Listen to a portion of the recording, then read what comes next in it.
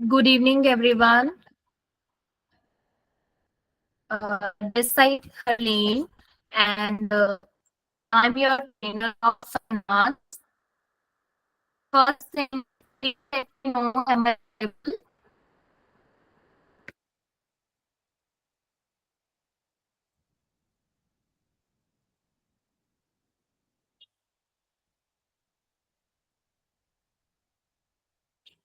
All right. So today is our first module of finance. ठीक है. Basically मैं यहाँ पे काउंट देख रही हूँ 16 पर्सन है यहाँ पे. तो आई थिंक सारे ज्वाइन हो गए होंगे. एंड अगर आपके ग्रुप में से कोई पर्सन अभी तक नहीं ज्वाइन हुआ तो आप उनको इन्फॉर्म कर सकते हो. पहले 5 to 7 मिनट्स तक ज्वाइनिंग आपकी होगी, तो आपका वही टाइम रहेगा.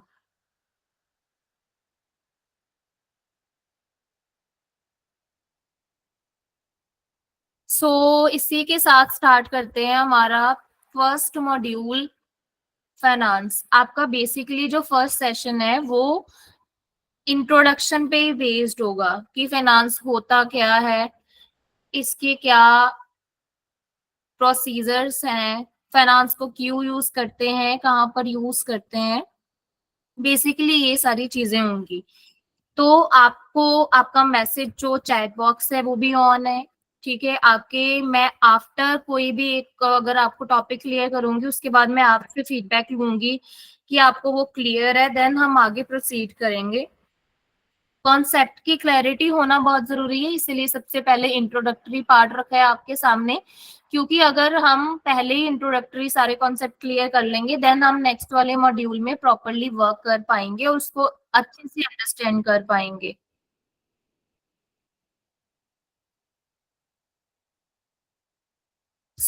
बेसिकली जो फाइनेंस है वो होता क्या है.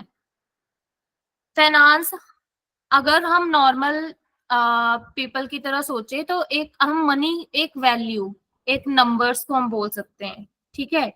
तो फाइनेंस बेसिक लैंग्वेज में उसे बोलते हैं नंबर्स को. हाँ, मनी है, इतने रुपीज हैं, दिस. बट फाइनेंस को अलग अलग टर्म्स में डिवाइड किया गया है. फाइनेंस का मीनिंग अलग अलग टर्म्स में बताया गया है जो अलग है. ठीक है. एक ही चीज नहीं है.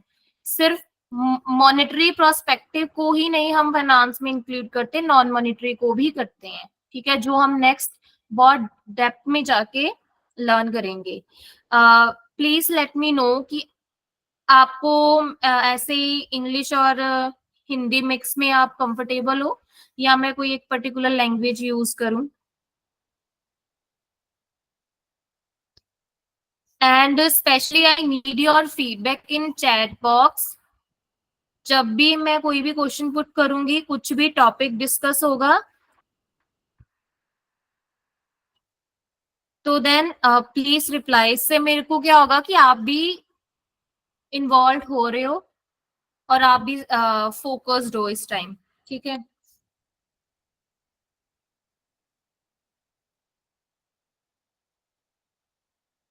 So what is finance. ठीक है. फाइनेंस का बेसिक मीनिंग क्या है. फाइनेंस एक मैनेजमेंट ऑफ मनी की टर्म है. मनी को कैसे मैनेज करते हैं. मनी हमारी बहुत तरीके से हो सकती है. ठीक है. Like such as investing, borrowing, lending, budgeting, saving and forecasting. ठीक है. बेसिकली यहाँ पे आपको एक चीज सर ने भी क्लियर कर दी थी कल कि आपको कॉन्सेप्ट से स्टार्ट करेंगे. ठीक है. फर्स्ट ऑफ ऑल सारे कॉन्सेप्ट के बेसिक मीनिंग क्लियर करके आपके साथ फाइनेंस से रिलेटेड प्रैक्टिकल चीजें की जाएंगी. एक फाइनेंस की ट्रेनिंग में जो प्रैक्टिकल कॉन्सेप्ट होता है फिर वो क्लियर किया जाएगा. सबसे पहले बेसिक क्लियर करते हैं. किसी को भी ये ना लगे कि हम सिर्फ पीपीटी दिखा के आपको पढ़ा रहे हैं. आफ्टर डैट की पीपीटी में बेसिक टर्म्स क्लियर करने के बाद कुछ प्रैक्टिकल ऐसे टास्क होंगे जो यहाँ पे हम क्लास में मिलजुल के करेंगे या फिर आपको बाद में असाइन किए जाएंगे. एक प्रॉपर डिस्कशन की जाएगी, प्रॉपर एंगेजमेंट होगी आपकी, जिससे हमारे कॉन्सेप्ट और क्लियर होंगे. टाइम टू टाइम आपको ऐसे टास्क दिए जाएंगे कि जो आपको इन फ्यूचर अगर आप किसी भी ऑर्गेनाइजेशन में काम कर रहे हो तो आपको वहां पे बेनिफिशियल रहेंगे। सो बेसिकली फाइनेंस का क्या है, फाइनेंस अगर हम एज फाइनेंस को हम बहुत सारे प्रोस्पेक्टिव से देखेंगे। पहली बात तो बेसिक टर्म्स इन्वॉल्व होती है इन्वेस्टिंग। इन्वेस्टिंग क्या होता है कि जब हम किसी भी अपने फाइनेंस को किसी भी एक्टिविटी में इन्वेस्ट करते हैं, चाहे वो बिजनेस होता है, चाहे वो कोई और भी चीज होती है, आपका कोई स्ट्रेटजी कोई भी प्लान हो जिसमें आप कुछ भी इन्वेस्ट कर रहे हो। बोरिंग इज काइंड ऑफ, ये होता है डेट जो आप लेते हो, ठीक है, लोन। लैंडिंग जो आप किसी को प्रोवाइड करते हो, टर्म सारी सेम ही है लेकिन एक कॉर्पोरेटिव वे में, पर्सनल वे में इनको अलग अलग डिफाइन किया जाता है। बजटिंग जब आप शेड्यूल करते हो, बैलेंस करते हो, बजट बनाते हो, प्री प्लान्ड एक प्रॉपर शेड्यूल बनाते हो कि how to use your finance, how to spend your finance. Saving is, saving भी बहुत डिफरेंशिएट करती है। Saving is not only save your money in bank account, you can save your money by different ways. ठीक है, shares में invest कर दो, that is another kind of saving. Mutual funds में कर दो, एक आप रियल एस्टेट में कर दो, गोल्ड में कर दो, तो डिफरेंट काइंड ऑफ सेविंग्स यहाँ पे डिफाइन होती है। Forecasting, forecasting is totally related to future, जो आप फ्यूचर के लिए सारी चीजें करते हो, फ्यूचर में कुछ अच्छी चीजें एक्सपैंड करने के लिए, कुछ अपना करियर डेवलप करने के लिए करते हो। ठीक है, तो बेसिकली फाइनेंस का मतलब यही होता है। सबको बेसिक क्लियर है फाइनेंस होता क्या है?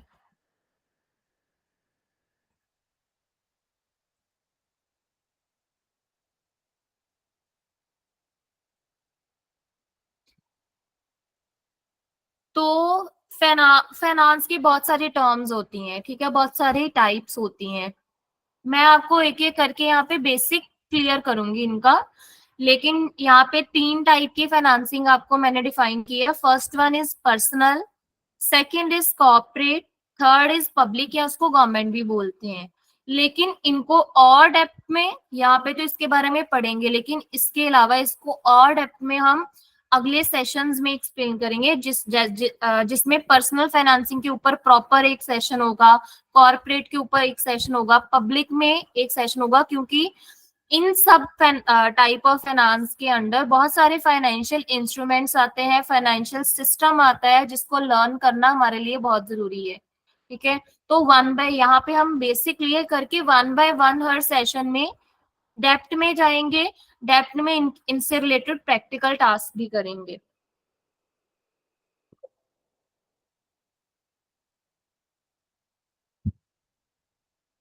And eight the end of the session I really want कि आप सभी कुछ ना कुछ, अगर मैं कोई क्वेश्चन पुट करती हूँ, आपके डाउट्स तो सारे क्लियर करेंगे ही, लेकिन अगर मेरी तरफ से कोई क्वेश्चन होगा कि आपका क्या ओवरऑल आज आपने लर्न किया, क्या कंक्लूड किया, तो मेरे को वो भी आंसर चाहिए at the end of the session. Then मेरे को क्लियर हो जाएगा कि आपको ये सारे कॉन्सेप्ट की अंडरस्टैंडिंग होगी है, देन हम नेक्स्ट सेशन में प्रोसीड कर पाएंगे अगले टॉपिक के साथ। सो सबको डायग्राम शो हो रहा है यहाँ पे?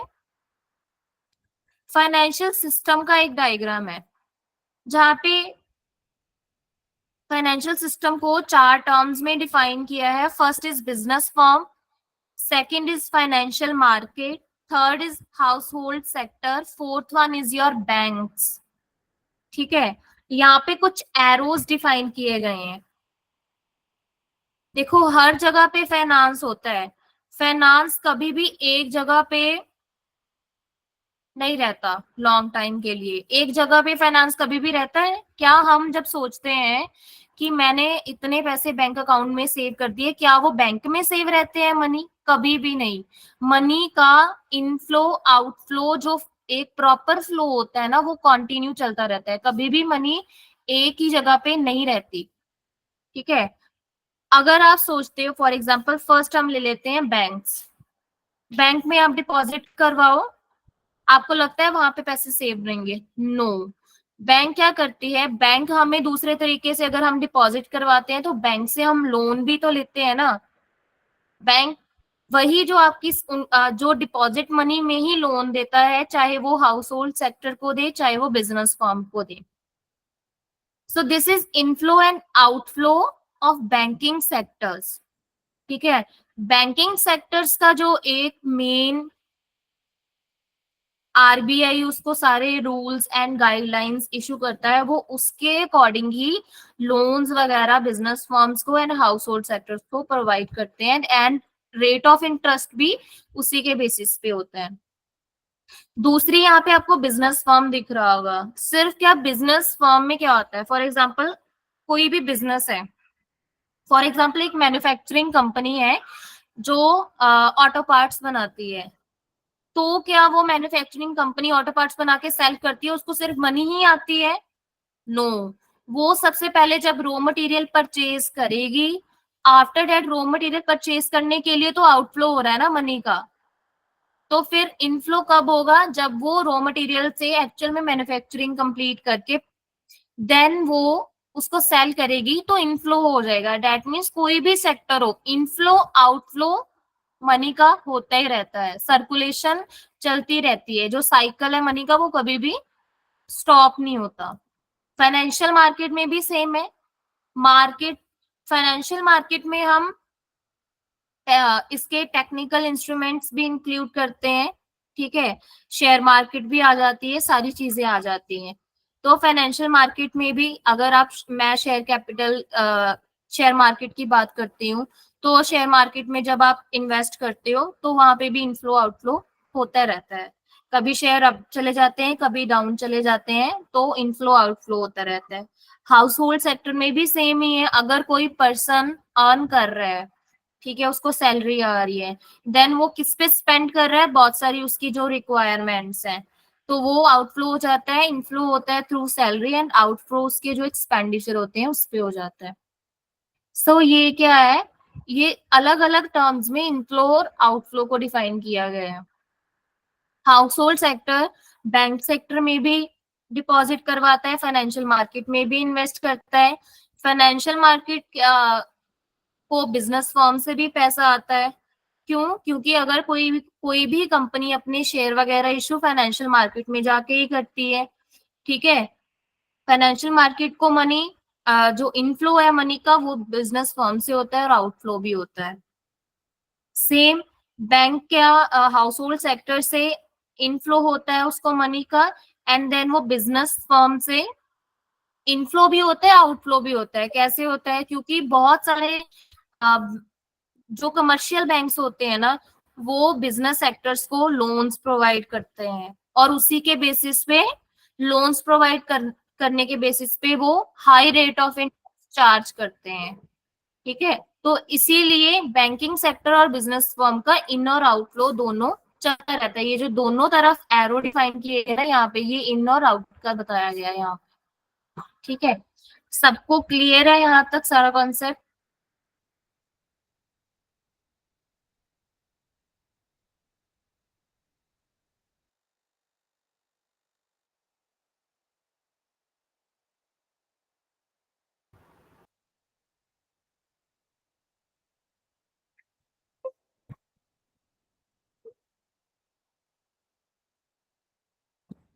Now there is some examples.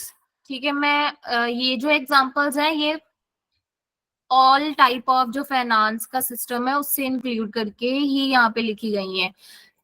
Common examples है ये, जैसे इन्वेस्टिंग पर्सनल मनी अपनी हाउस होल्ड सेक्टर। ठीक है, पर्सनल मनी हम किस में इन्वेस्ट करते हैं? स्टॉक्स में करते हैं, बॉन्ड्स में करते हैं, या जीआईसी में करते हैं, गारंटेड इन्वेस्टमेंट सर्टिफिकेट।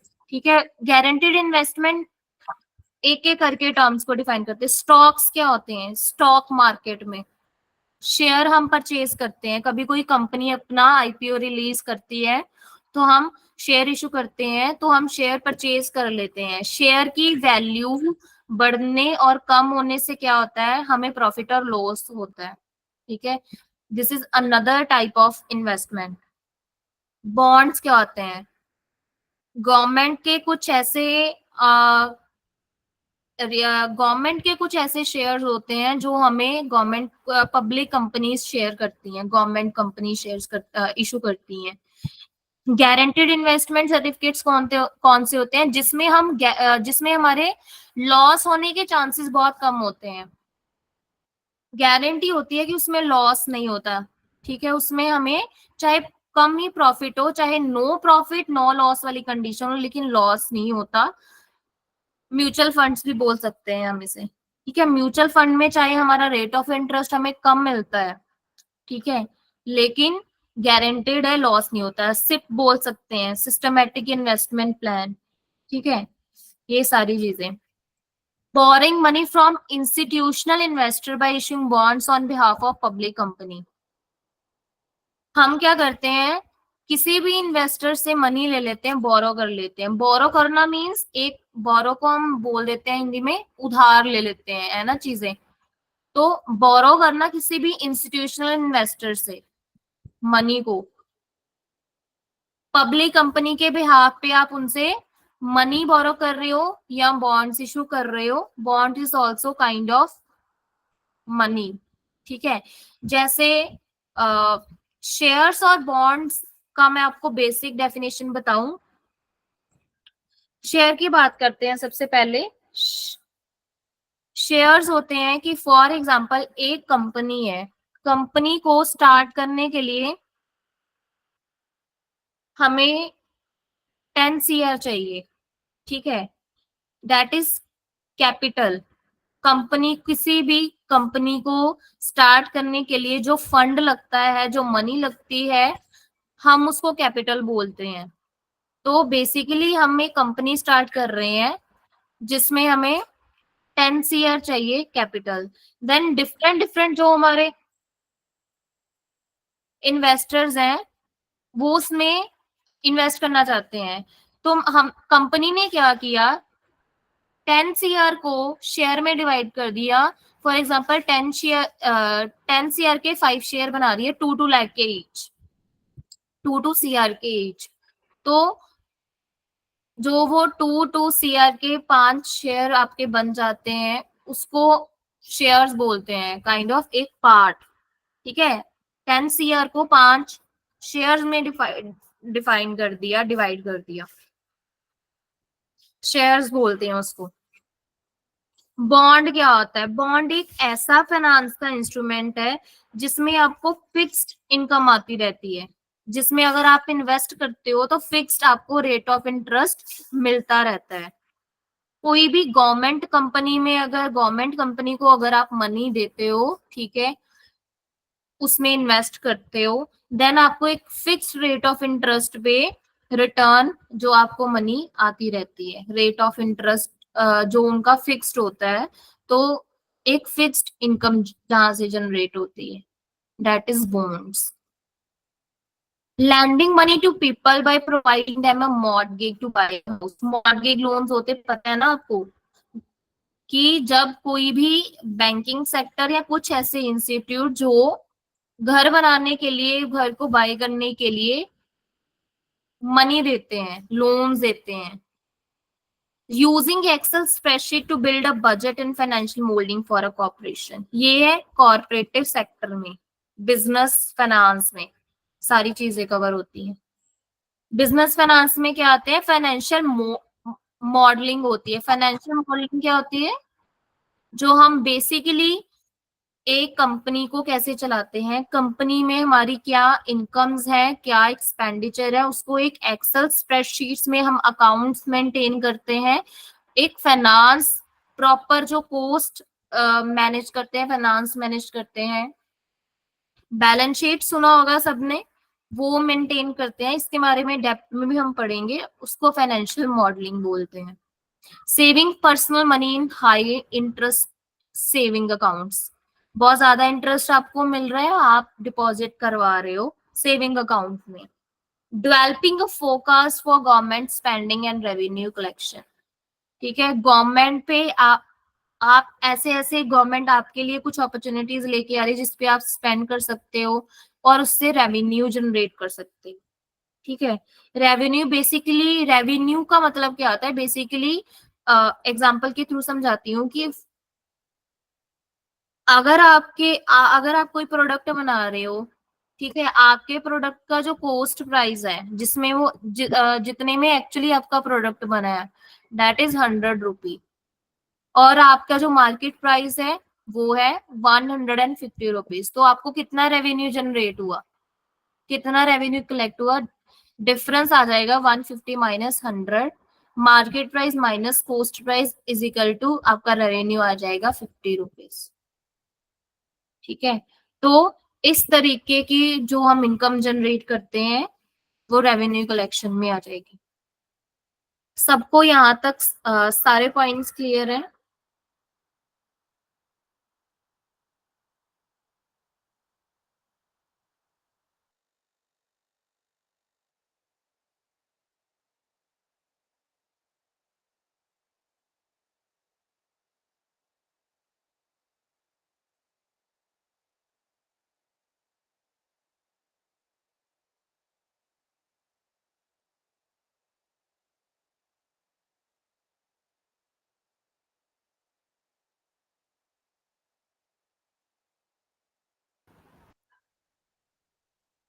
अब हम इनके टाइप्स के बारे में थोड़ा ज्यादा पढ़ेंगे, हमें पता तो चले पब्लिक फाइनेंस होता क्या है। पब्लिक फाइनेंस बेसिकली जो गवर्नमेंट की इनकम होती है, गवर्नमेंट सेक्टर की इनकम होती है, वो पब्लिक फाइनेंस में इंक्लूड होती है। सिर्फ इनकम ही नहीं, एक्सपेंडिचर भी आ जाते हैं उसमें, किसी भी तरीके का डेट डेट होता है वो भी इंक्लूड हो जाता है। ठीक है, गवर्नमेंट्स के बहुत सारे ऐसे सेक्टर्स हैं। ठीक है, कोई मुझे यहाँ पे चैट बॉक्स में एग्जांपल दे सकता है गवर्नमेंट सेक्टर की? कोई भी गवर्नमेंट सेक्टर है जो?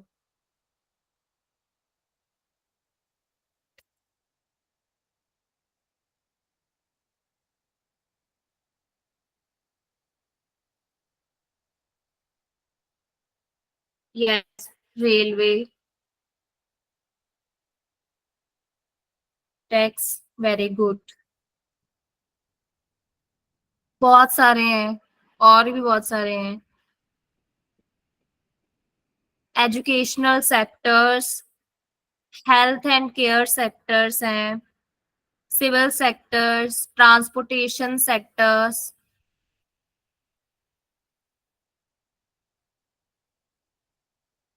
Yes, defence.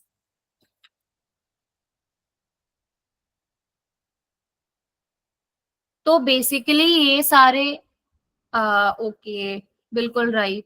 तो ये सारे जो सेक्टर है ना, ये हमारे गवर्नमेंट और we can also say public sector में आ जाते हैं।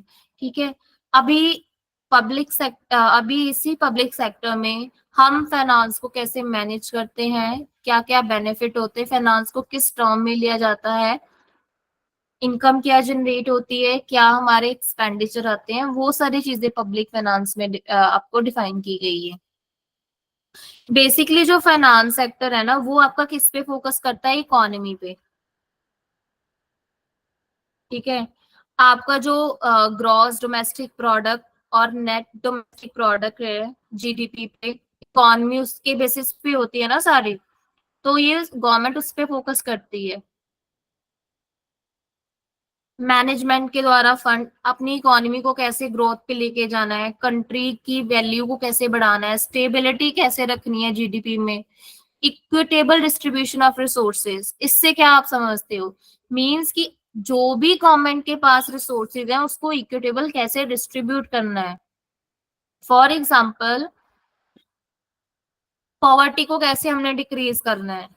ठीक है, इक्वल राइट्स, ये तो चलो फंडामेंटल्स राइट्स में आ जाते हैं, लेकिन सबको एम्प्लॉयमेंट कैसे प्रोवाइड करनी है, सारे रिसोर्सेज कैसे इक्वली डिस्ट्रीब्यूट करने हैं, डोमेस्टिक जो हमारे प्रोडक्शन होती है, मैन्युफैक्चरिंग होती है, ठीक है, एक्सपोर्ट को कैसे बढ़ाना है। एक जो कंट्री है उसकी बेसिकली किस पे ग्रोथ टिकती है, जिस अगर किसी कंट्री का ज्यादा एक्सपोर्ट होता है तो ही वो कंपनी उतनी ज्यादा रिच होती है, क्योंकि किसी और किसी सेकंड कंट्री की जो इनकम है ना, जो मनी है, वो आपकी कंट्री में जब आएगी। इंपोर्ट से इतना ज्यादा, इंपोर्ट से बेनिफिट नहीं होता, एक्सपोर्ट से होता है। जो कंपनी ज्यादा एक्सपोर्ट कर रही है, लेकिन एक्सपोर्ट करने के लिए क्या होना चाहिए, हमारे पास रिसोर्स भी तो होने चाहिए ना। क्या एक्सपोर्ट कर रहे हैं, ये सारी चीजें डिपेंड करती है। गवर्नमेंट यही सारी चीजों को मैनेज करती है, जो हमारे मेन मेन सेक्टर है। ठीक है, चाहे अभी प्राइवेटाइजेशन हो रही है, बहुत सारे ऐसे सेक्टर हैं जो पहले सेक्टर थे, जो पहले गवर्नमेंट में थे, लेकिन अभी वो प्राइवेटाइज हो गए हैं। ठीक है, it's import not interport. Import.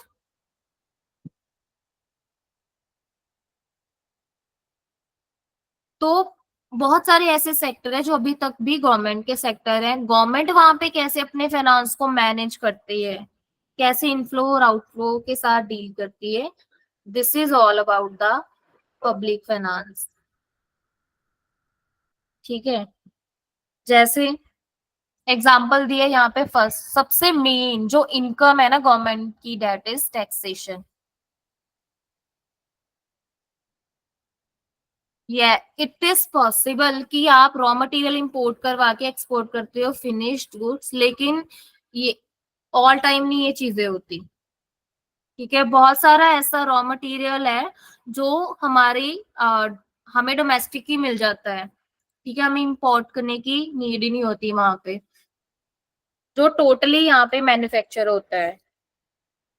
लेकिन कुछ कुछ रिसोर्सेज है, कुछ ऐसे प्रोडक्ट होते हैं जिनके लिए हमें आरएम चाहिए होता है, तो वो हम इम्पोर्ट करवाते हैं। एग्जाम्पल्स है कुछ पब्लिक फाइनेंस की। सबसे ज्यादा इम्पोर्टेंट तो होती है वो इनकम टैक्स।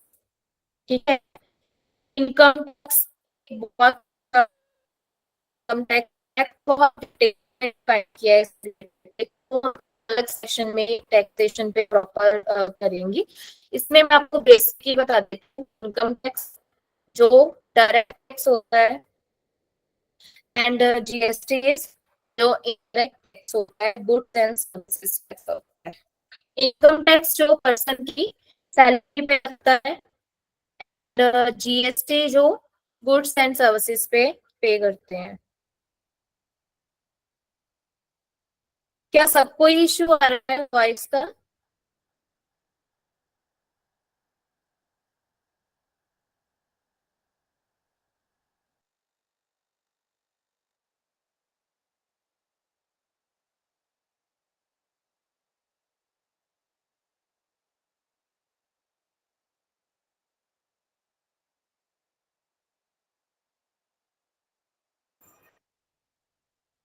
तो बेसिकली टैक्सेशन इनकम होती है गवर्नमेंट की। लेकिन एक्सपेंडिचर क्या होते हैं, अगर गवर्नमेंट इनकम जनरेट करती है तो वो उसको स्पेंड किधर कर रही है, एजुकेशनल और हेल्थ केयर सेक्टर में, गवर्नमेंट स्कूल्स एंड हॉस्पिटल्स में। ठीक है, तो ये क्या हो गए, सारे एक्सपेंडिचर हो गए। अभी पब्लिक डेट क्या होता है, डेट होता है आप इसे पब्लिक डेट में गवर्नमेंट बॉन्ड्स, मैंने आपको पहले बॉन्ड्स के बारे में बताया कि बॉन्ड ये जो एक फिक्स्ड इनकम होती है, जो जब भी आप किसी भी गवर्नमेंट सेक्टर में इन्वेस्ट करते हो, आपको एक फिक्स्ड इनकम जनरेट होती है वहां से, तो दैट इज गवर्नमेंट बॉन्ड्स। तो यहाँ पे ना तीन टर्म्स डिफाइन की है, अगर मैं आपको बेसिकली बताऊं, पहले तो आपको पब्लिक सेक्टर के इनकम के बारे में, फिर पब्लिक सेक्टर के एक्सपेंडिचर, एंड देन फिर डेट के बारे में बताया है। क्योंकि अगर इनकम आती है, एक्सपेंडिचर होता है, तो डेट के बिना कुछ भी पॉसिबल नहीं होता। ठीक है, किसी भी इंटरनेशनल ऑर्गेनाइजेशन से लोन लेना, हमारी गवर्नमेंट भी बहुत सारे ऐसे सेक्टर है गवर्नमेंट के जो इंटरनेशनल ऑर्गेनाइजेशन से लोन ले रही है। ठीक है, तो that is loan from international organisation. So ये कुछ एग्जांपल थी पब्लिक फाइनेंस की। सबको क्लियर है यहाँ तक?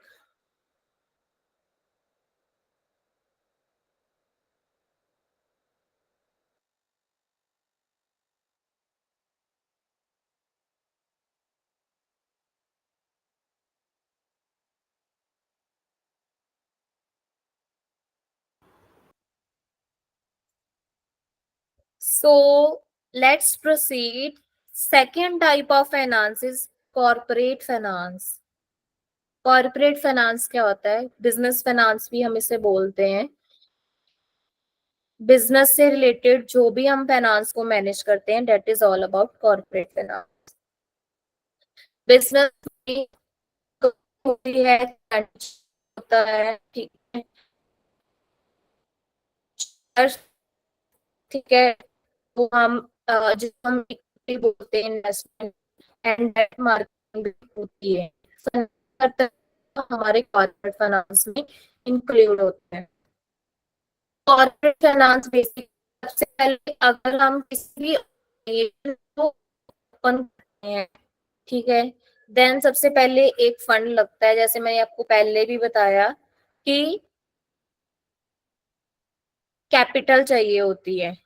तो कॉर्पोरेट या फिर बोलो बिजनेस किसी भी इंस्टीट्यूट से डेट लेता है, लोन लेता है, या फिर कोई भी पर्सन, कोई इन्वेस्टर उसमें इन्वेस्ट करता है, तो वो उसकी डेट इन्वेस्टमेंट हो जाती है। ठीक है, रेट ऑफ इंटरेस्ट कॉर्पोरेट को उसको पे करना पड़ता है। इसमें कोई ऐसे फिक्स्ड डिफाइन डेफिनेशन नहीं मैं आपको बोल सकती कि हाँ अगर कोई भी कंपनी चलेगी उसको डेट लेना ही पड़ेगा या किसी से इन्वेस्ट करवाना भी पड़ेगा। कुछ ऐसे सोल प्रोप्राइटरशिप होती हैं जहाँ पे एक पर्सन खुद से ही सारी अपनी इनकम ही लगाते हैं, अपनी तरफ से सारी कैपिटल इन्वेस्ट करके बिजनेस स्टार्ट करता है विदाउट एनी डेट। ठीक है, तो इट कुड बी पॉसिबल कि ये किसी भी तरीके से हो सकती है। Investment is not all about कि मनी ही इन्वेस्ट करनी है। अगर कोई भी पर्सन कोई एसेट एसेट बोरो कर रहा है, एसेट शेयर कर रहा है, इन्वेस्ट कर रहा है, वो भी एक इन्वेस्टमेंट ही है।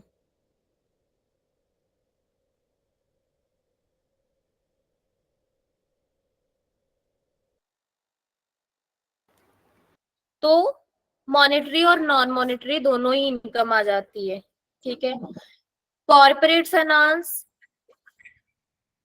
जैसे यहाँ पे डिफाइन किया गया है कि कॉर्पोरेट अगर हम स्टार्ट करते हैं तो firm might take out of loan from a bank और arrange the line of credit. ठीक है, वो कहीं से भी अपना क्रेडिट मैनेज कर सकती है, चाहे बैंकिंग इंस्टीट्यूट से, चाहे किसी और भी इंस्टीट्यूट से। तो दे में मैनेज फ्रॉम एनीवेयर। स्टार्टअप के लिए कैपिटल फंडिंग की बहुत जरूरत होती है। ठीक है, अगर कंपनी प्राइवेट से पब्लिक में जाना चाहती है तो उसको भी बहुत सारे प्रोसीजर में गो थ्रू करना पड़ता है। ठीक है, यहाँ पे एक टर्म डिफाइन की है, डेट इज आईपीओ। आपने कभी सुना होगा कि कभी एक कंपनी ने, पर्टिकुलर कंपनी ने आईपीओ अपना इशू किया हुआ है, इनिशियल पब्लिक ऑफरिंग। बेसिकली जब कोई भी प्राइवेट सेक्टर, कोई भी प्राइवेट बिजनेस पब्लिक में ट्रांसफर होता है, ठीक है, दैट मीन्स कि कोई प्राइवेट सेक्टर अपने सेक्टर का कुछ पार्ट पब्लिक सेक्टर में को दे रहा है, सेल कर रहा है, उस टाइम वो आईपीओ जनरेट करते हैं। उसमें भी लोग इन्वेस्ट करके इंटरेस्ट प्रॉफिट कमाते हैं, that is IPO. Corporate finance में आप, अगर आप बिजनेस कर रहे हो, इट कुड बी पॉसिबल कि वो किसी भी तरह का बिजनेस हो सकता है। यहाँ पे मैं बिजनेस सोल प्रोप्राइटरशिप की, पार्टनरशिप फर्म, जॉइंट वेंचर, किसी भी एक पर्टिकुलर बिजनेस की बात नहीं कर रही मैं यहाँ पे, हर बिजनेस को इंक्लूड करके बात कर रही हूँ। बिजनेस एक्वायर्ड भी हो सकता है, मर्ज भी हो सकता है, कौन सा भी बिजनेस हो सकता है वो। सो this is basic definition of corporate finance.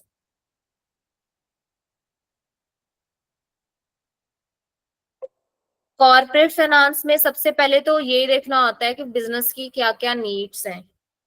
ठीक है, उसके अकॉर्डिंग कैपिटल, क्या क्या रिक्वायरमेंट है उसके अकॉर्डिंग कैपिटल लगाओ। प्लान करना पड़ता है फाइनेंस, ऐसे तो नहीं आप कोई भी बिजनेस स्टार्ट करोगे बिना प्लानिंग के।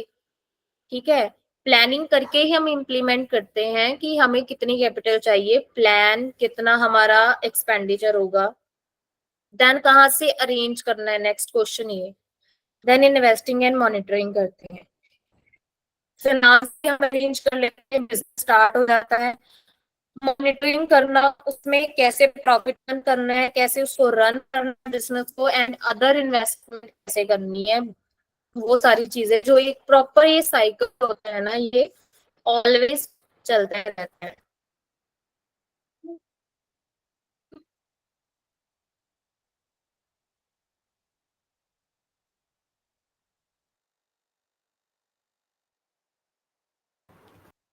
सो सबको मीनिंग क्लियर है।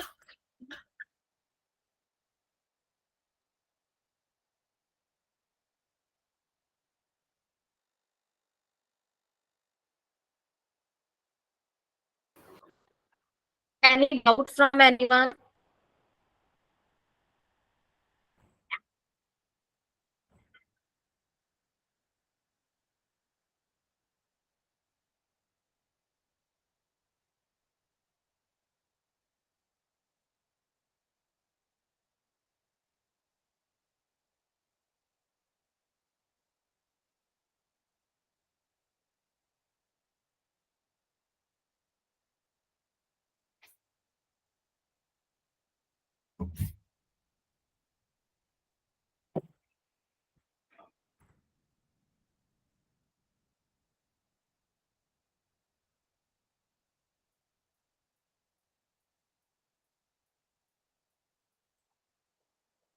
तो प्रोसीड करें हम नेक्स्ट।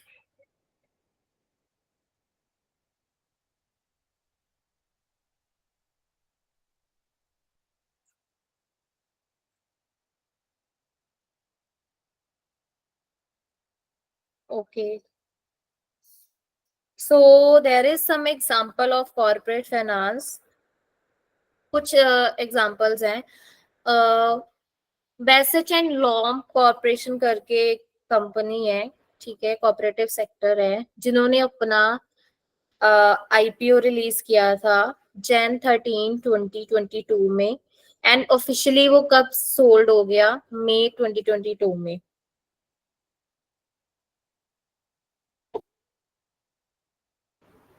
दैट मीन्स कि Jan 2 मई का टाइम लगा उनको।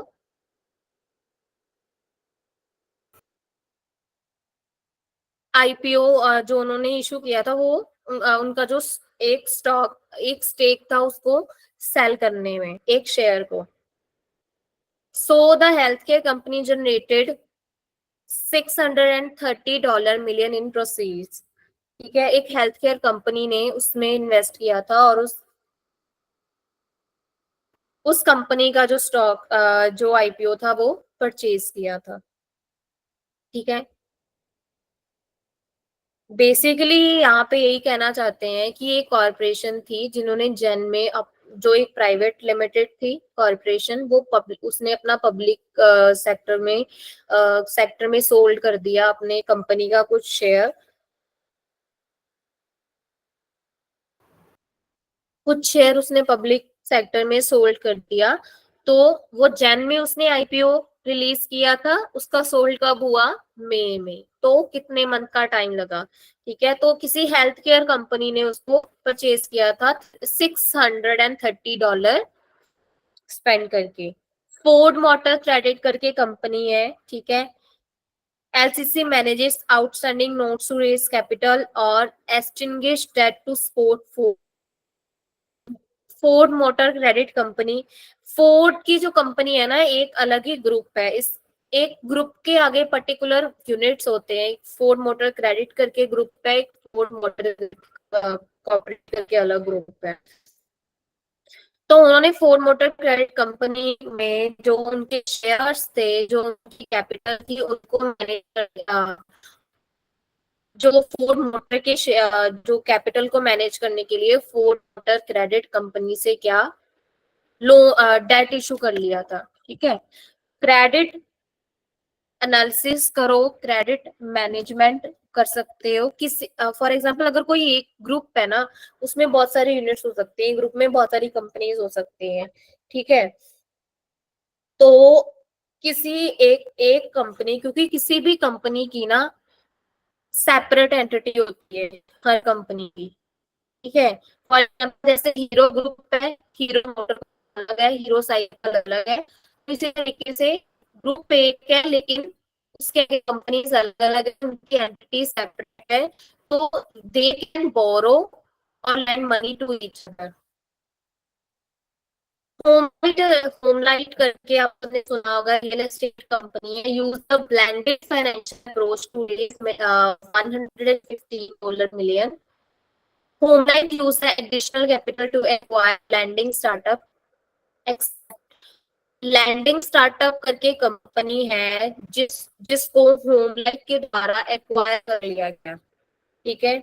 जस्ट टू रेज कैपिटल, उसने $150 million उसने स्पेंड किए और कंपनी को एक्वायर कर लिया, ठीक है। अब यहाँ पे कुछ टर्म्स आती हैं। एक्वायर और मर्ज क्या होता है? फॉर एग्जाम्पल एक कंपनी है, ए प्राइवेट लिमिटेड कंपनी है और बी प्राइवेट लिमिटेड कंपनी है। जब इन दोनों कंपनियों को मिला के थर्ड कंपनी बनती है, C private limited, that is merge.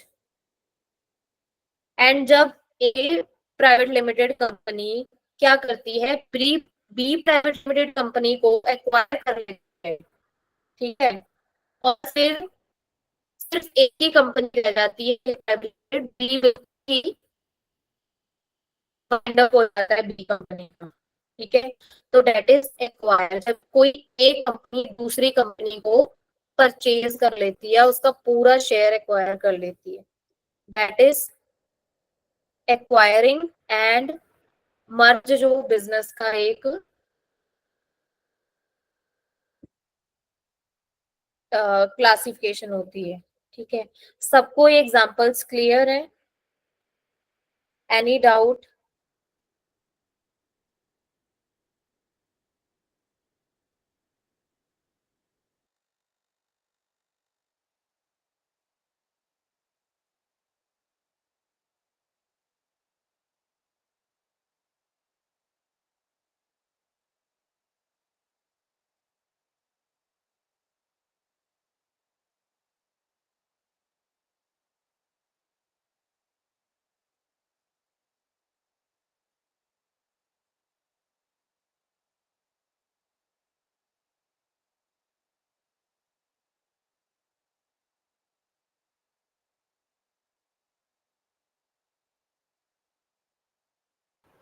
Yes, very good. बहुत सारी एग्जांपल्स हैं मर्जर और एक्विजिशन की, ठीक है। आपको एक काइंड ऑफ प्रोजेक्ट भी मिलेगा इससे रिलेटेड, और इसको ब्रीफ में पढ़ेंगे। इंडिया की टॉप मोस्ट जो एक्विजिशन कौन सी हुई है लास्ट 5 ईयर, कौन बहुत, ठीक है। तो ये अलग कॉन्सेप्ट है। Role of business finance. अब बिजनेस फाइनेंस का क्या रोल होता है बिजनेस में? First is your capital allocation. Capital allocation क्या होता है कि आपने कैपिटल कैसे एलोकेट करनी है, उसको डिस्ट्रीब्यूट कैसे करना है, ठीक है। बिजनेस चलाने के लिए सबसे पहले बिजनेस ऐसे तो नहीं चल जाता, बिजनेस को कुछ सोर्सेज चाहिए होते हैं। बिजनेस सिर्फ मनी नहीं चाहिए होती, not only monetary funds but non monetary चाहिए होती है, जैसे एसेट, ठीक है। ऑपरेशन के लिए फंड्स, और ग्रोथ करने के लिए, एक्सपेंशन करने के लिए फंड्स चाहिए या शेयर्स चाहिए होते हैं, इस कैपिटल एलोकेशन, ठीक है। इसको मैं आपको एग्जांपल के थ्रू समझाती हूँ।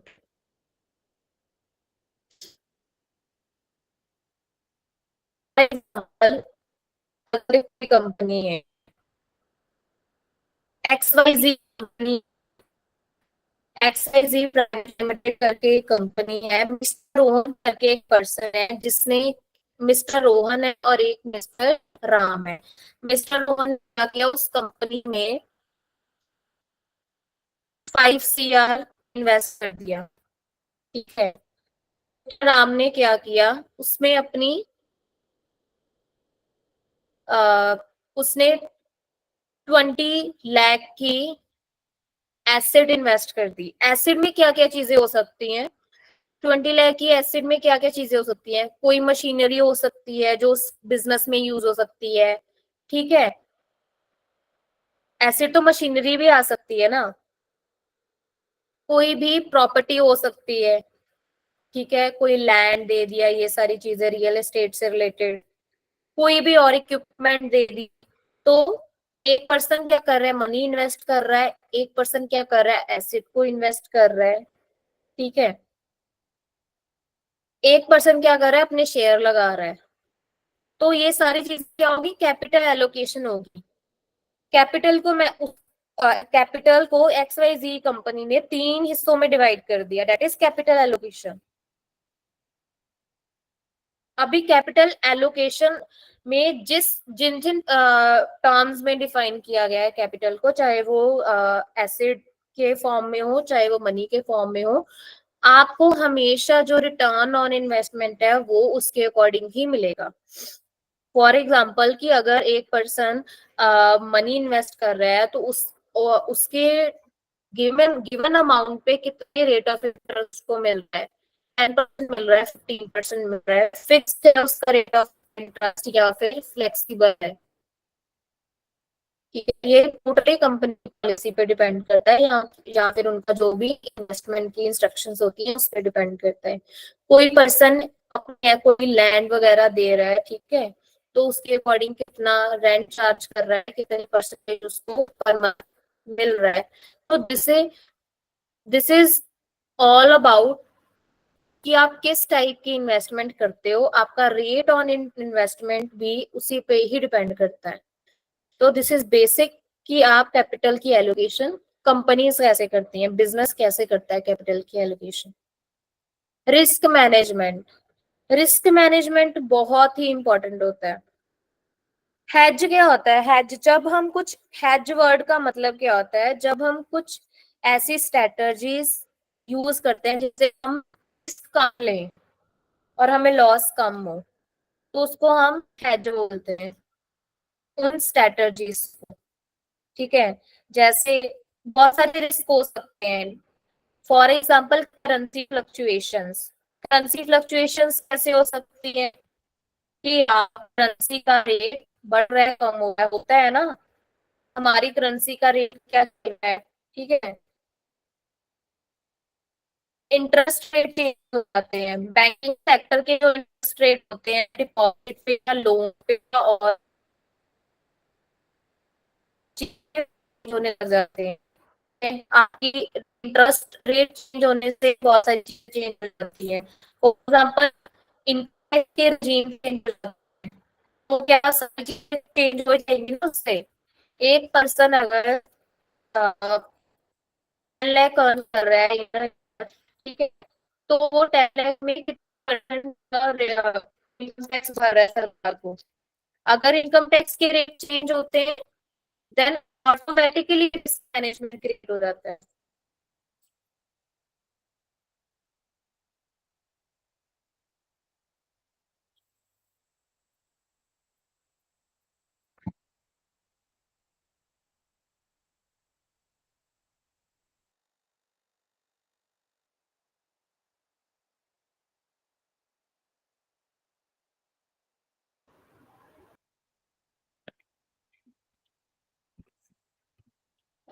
सो हम किस पॉइंट पे थे, रिस्क मैनेजमेंट पे।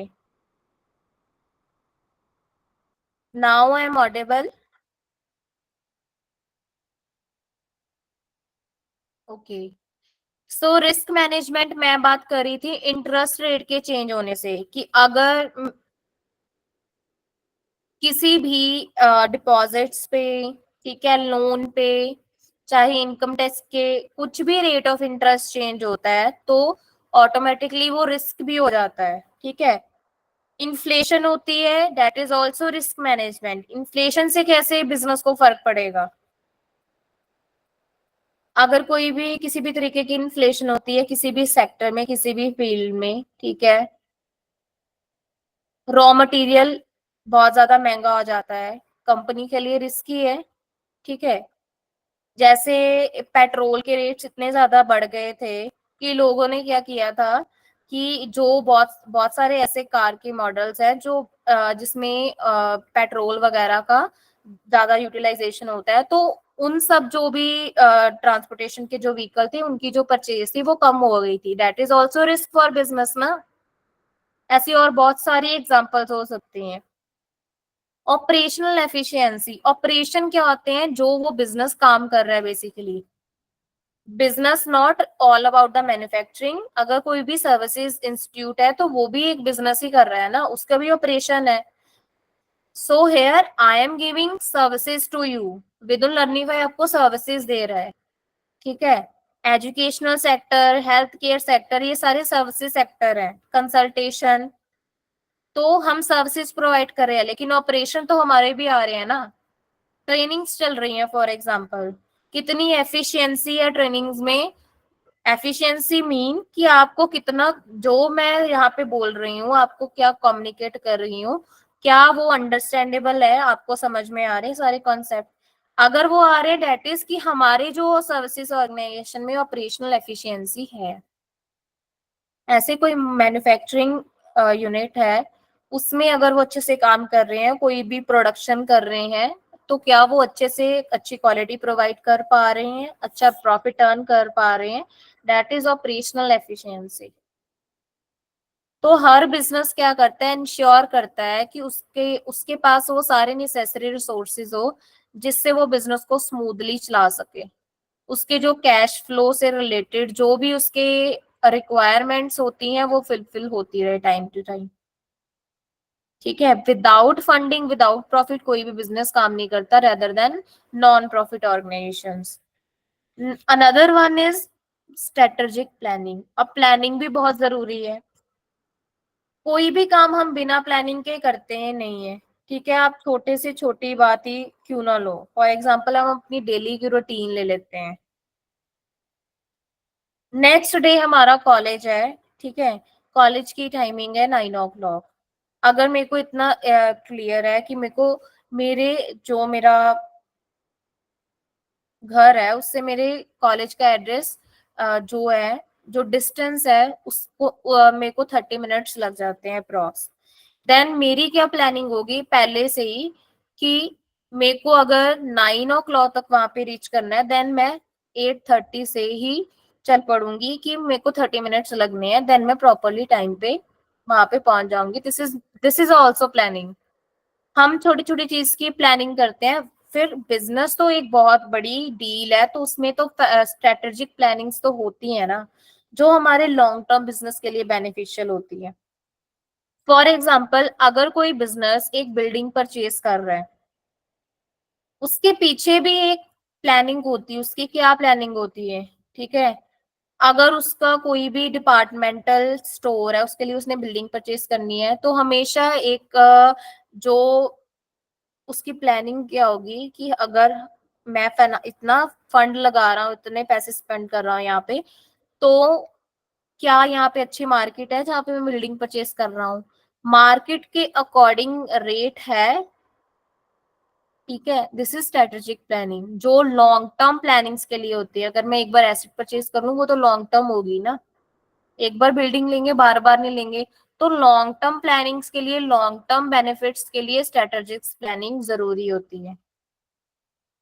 एक्सपेंशन के लिए आगे जाके कुछ मर्ज होंगी, एक्वायर होंगी, सारी चीजें जो ये स्ट्रेटेजिक प्लानिंग में इंक्लूड होती है। यहाँ तक क्लियर है सबको?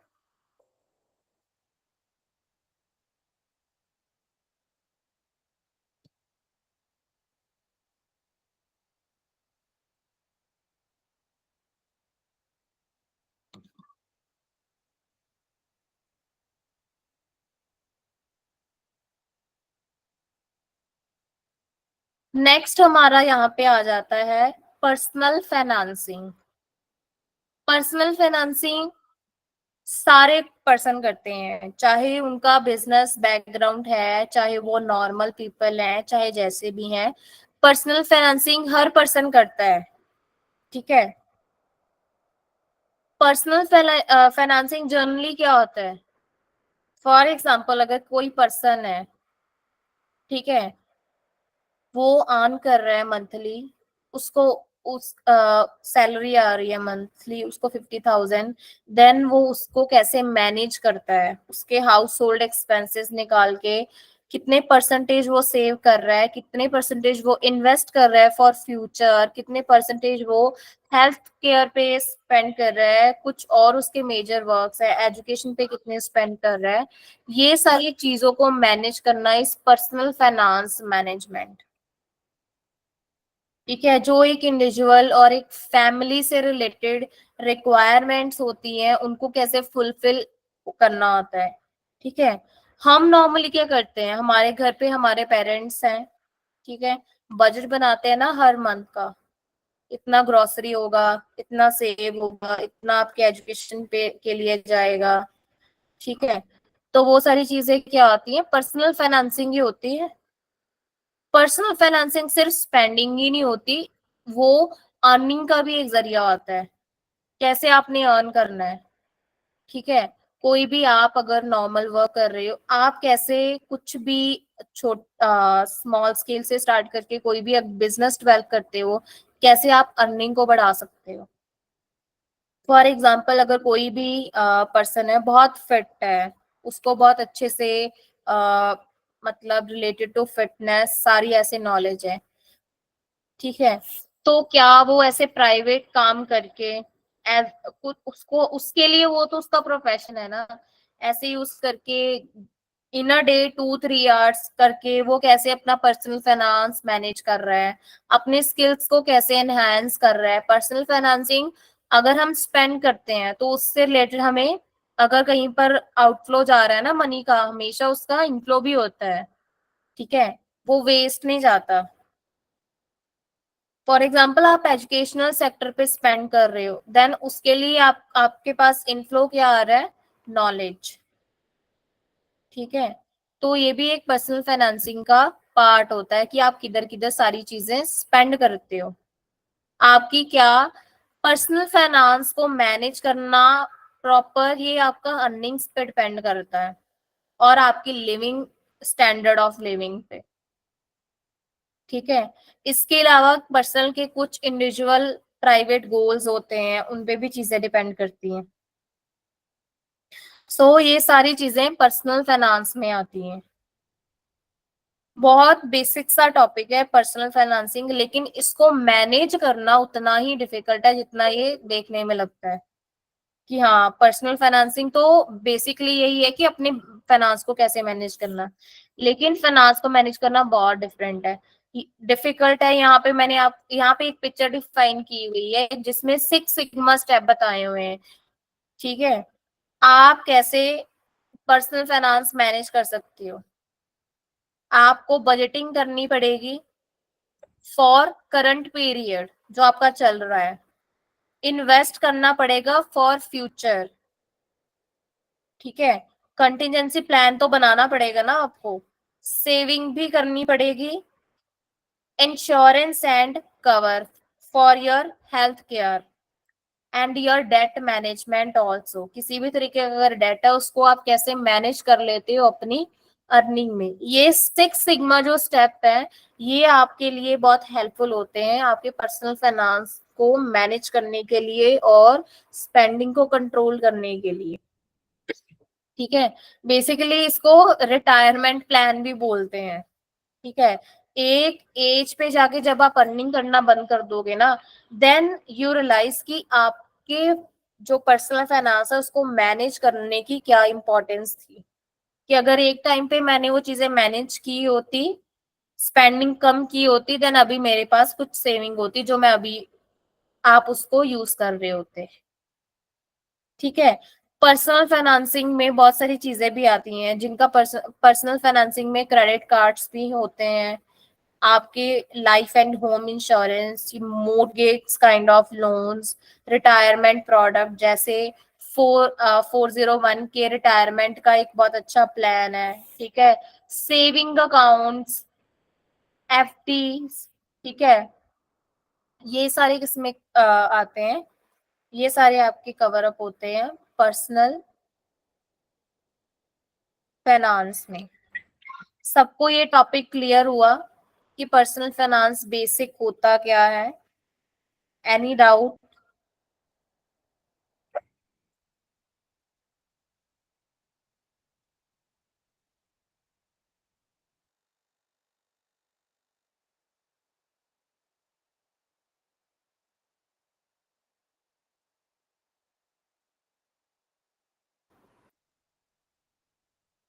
सो there is some examples of personal financing, वही जो मैंने आपको सिंपली एग्जांपल है। फाइनेंशियल स्टेटस, ठीक है, एक्सपेक्टेड करो कि कैश फ्लो कितना है, करंट सेविंग कितनी हो रही है, and so on. Financial status क्या है इस टाइम आपका? क्या आपके डेट ज्यादा तो नहीं हो रहे? ठीक है। Buying insurance to protect risk against risk and to ensure one's material standing is secure, ठीक है। इंश्योरेंस बहुत इंपॉर्टेंट है, चाहे वो हेल्थ इंश्योरेंस हो, चाहे वो किसी भी आपकी मटेरियल की इंश्योरेंस हो। आजकल हर चीज की इंश्योरेंस होती है क्योंकि हर चीज में रिस्क है, ठीक है। उस रिस्क से अपने आप को प्रोटेक्ट करने के लिए इंश्योरेंस प्लान्स होते हैं। Calculating and filing taxes, tax पे करना भी पर्सनल फाइनेंसिंग की एक बहुत इंपॉर्टेंट चीज है कि हाँ, हमें गवर्नमेंट की तरफ अपने आप को लॉयल प्रेजेंट करना है, कितना टैक्स बनता है अकॉर्डिंग टू आर इनकम, उसके अकॉर्डिंग हमें टैक्स भी पे करने पड़ते हैं। Year marking savings and investment, आप मार्क कर लो कि हाँ, आप कौन से ऐसे लॉन्ग टर्म सिक्योरिटीज हैं या शॉर्ट टर्म जिसमें आप इन्वेस्ट कर रही हो, सेव कर रही हो। Planning for your retirement is most important topic of your personal financing.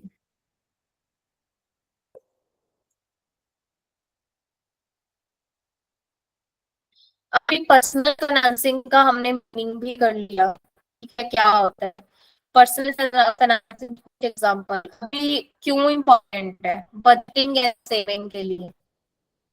Budget बना के चलोगे ना इनकम एंड एक्सपेंडिचर का। अगर आप किसी भी पब्लिक ऑर्गेनाइजेशन में काम कर रहे हो, किसी भी प्राइवेट ऑर्गेनाइजेशन में काम कर रहे हो, हर जगह पे बजट होता है, बजट के अकॉर्डिंग चीजें होती हैं। तो जब आप अपने पर्सनल लेवल की पर्सनल चीजें आती हैं, प्राइवेट चीजें आती हैं, वहां पर भी आपकी इनकम और जो एक्सपेंसेस है उसका प्रॉपर बजट होना चाहिए। सेविंग बहुत क्रूशियल है हमारे फ्यूचर के लिए। इन्वेस्टिंग, इन्वेस्टिंग भी एक अनदर वे है जिससे आप सेव करते हो, ठीक है। इन्वेस्टिंग सेविंग का जरिया है, ठीक है। सिर्फ आपने अपनी सैलरी में से कुछ परसेंटेज ऑफ अमाउंट आपने बैंक में डिपॉजिट कर दी, ये तो नॉर्मल सेविंग होगी। लेकिन अगर आप shares, bonds, real estate, mutual funds, gold, ये सारी चीजों में इन्वेस्ट करते हो, वो भी आपकी बहुत अच्छी सेविंग्स होती हैं, ठीक है। मेरे अकॉर्डिंग अगर मैं आपको एग्जांपल दूं, gold and real estate investment is really a good investment. मतलब शेयर मार्केट भी है, लेकिन शेयर मार्केट में वो ही बंदा इन्वेस्ट कर सकता है जो रिस्क टेकर हो। Not everyone. अगर उसमें प्रॉफिट होता है तो बहुत ह्यूज होता है, अगर लॉस होता है तो बहुत, वो भी बहुत ज्यादा होता है। लेकिन आपको कभी भी बहुत रेयर ही चांस होगा कि आपको रियल एस्टेट में या फिर आपको गोल्ड में कभी भी लॉस हो, ठीक है। आपने देखा ना कि जैसे गोल्ड के प्राइस तो बढ़ ही रहे हैं, रियल एस्टेट के प्राइस तो बढ़ते ही जा रहे हैं। सो ये बहुत अच्छी इन्वेस्टमेंट्स होती हैं। आप कैसे अपने वेल्थ को बढ़ा सकते हो। म्यूचुअल फंड भी एक ऐसी इन्वेस्टमेंट है जिसमें आपको रिस्क बहुत कम होता है, ठीक है। म्यूचुअल फंड क्या होता है पता है किसी को? एनी वन जो टेक्स्ट बॉक्स में लिखना चाहिए या माइक ओपन करके भी बोल सकते हैं म्यूचुअल फंड्स क्या होते हैं, किस टाइप की इन्वेस्टमेंट है ये?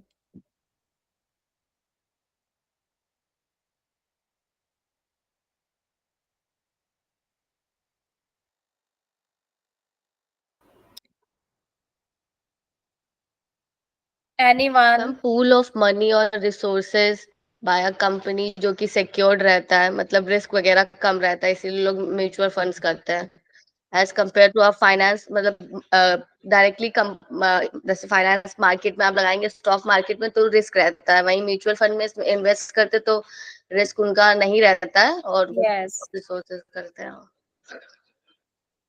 Very good.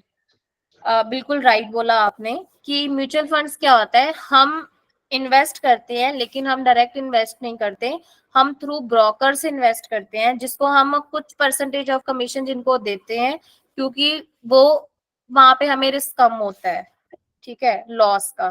तो that is mutual funds investment. Debt management क्या होता है?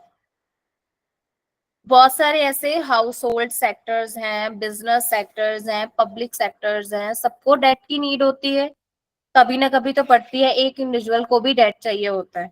आप अपने डेट को कैसे मैनेज करते हो? आप कैसे अपना गुड क्रेडिट स्कोर बनाते हो? ठीक है, फॉर एग्जाम्पल किसी भी तरीके का अगर आपको क्रेडिट चाहिए, आप बैंक किसी भी बैंकिंग इंस्टीट्यूट से लेते हो, देन आप उसको टाइमली उसकी ईएमआई दे के फुलफिल करके एक अच्छा स्कोर कैसे बनाते हो, डेट को कैसे मैनेज करते हो?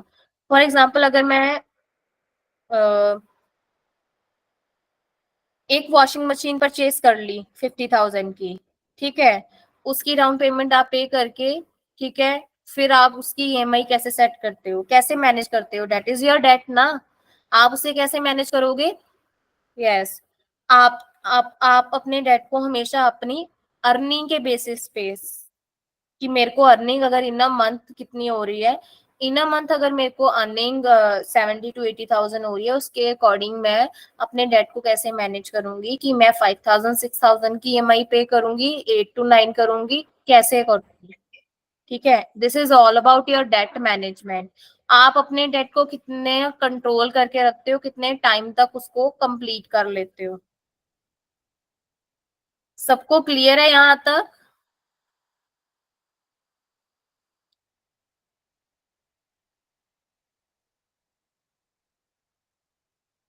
Next is your insurance and risk management. Personal finance हमारा इंक्लूड होता है, जैसे इंश्योरेंस एंड रिस्क। इंश्योरेंस किसकी करवाते हैं? हम किसी भी अपनी प्रॉपर्टी की करवाते हैं, हेल्थ की करवाते हैं, कुछ भी ऐसे अनफॉर्सिन मतलब इवेंट्स हो सकते हैं जिसका हमें पता नहीं हो सकता, उस तरीके से हमें सेव उस मतलब फ्यूचर के लिए अपने आप को प्रोटेक्ट करने के लिए। रिटायरमेंट प्लानिंग, ठीक है, after retirement from your job, ठीक है, जब काम करना बंद कर दोगे, देन कुछ पेंशन स्कीम्स या अदर सेविंग्स प्लान, एफडीज वगैरह जो हेल्प करती हैं, ठीक है सर, आपको सरवाइव करने के लिए। सो आज का जो बेसिक हमारा सेशन था, उसके सारे टॉपिक्स यहाँ तक ही खत्म होते हैं। किसी को कोई डाउट है तो आप टेक्स्ट बॉक्स में लिख सकते हो।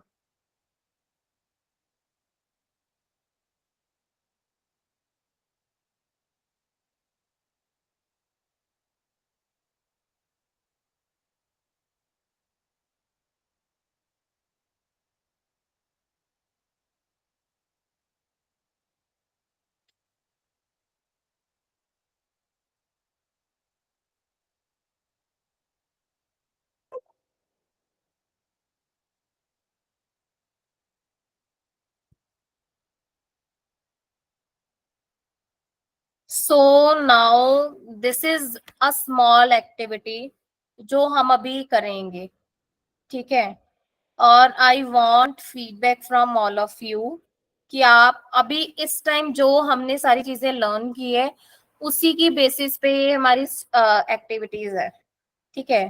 टास्क हम एक्टिविटीज बोल सकते हैं जो हम क्लास में करेंगे हर सेशन के बाद, ठीक है। मुझे इसमें हर पर्सन का इन्वॉल्वमेंट चाहिए, ठीक है।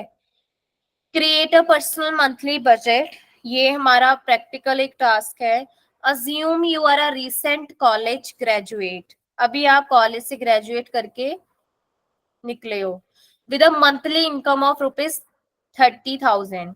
योर मंथली एक्सपेंसेस, क्या क्या एक्सपेंसेस है? Rent, utilities, groceries, transportation, entertainment and savings. आपने एक प्रॉपर डिटेल्ड बजट बनाना है जिसमें आपने बताना है कितनी इनकम है, फिक्स्ड एक्सपेंसेस कौन से हैं, वेरिएबल्स एक्सपेंसेस कौन से हैं जो ऊपर नीचे होते रहते हैं, एंड सेविंग्स कितनी करोगे। ठीक है। और ये सब सारे ये टास्क है ना अपनी नोटबुक्स ओपन करके करोगे, और साथ साथ में इसमें और कौन सी चीजें आप ऐड कर सकते हो। ठीक है। आपके अकॉर्डिंग कितने परसेंटेज आपकी इनकम और सेविंग होनी कितने परसेंटेज आपकी सेविंग होनी चाहिए और कितना आप स्पेंड कर सकते हो। आपने ये सारी फीडबैक जो है मुझे अपने ओपिनियन के अकॉर्डिंग बताना है। ठीक है। So let's start.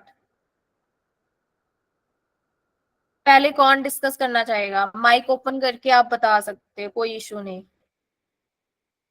Ma'am yes please. Ma'am ma'am 70-30 का रेशियो रख सकते हैं। Expenditure 70% and savings 30%।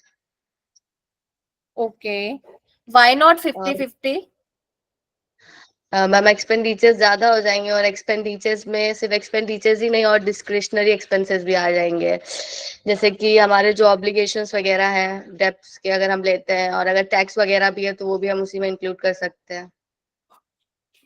Okay, anyone else?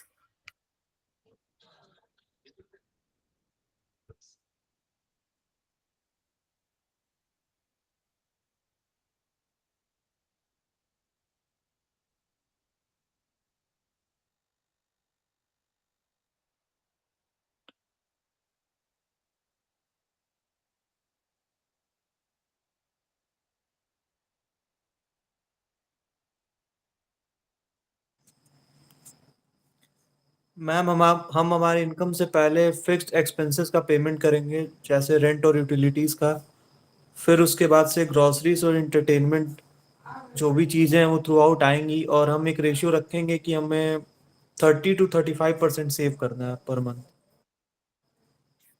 Okay, good.